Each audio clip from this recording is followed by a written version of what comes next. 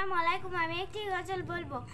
মাগো তোমার ছবি আঁকা, মাগো তোমার ছবি আঁকা, লাল সবুজের ওই পতাকা, লাল সবুজের ওই পতাকা।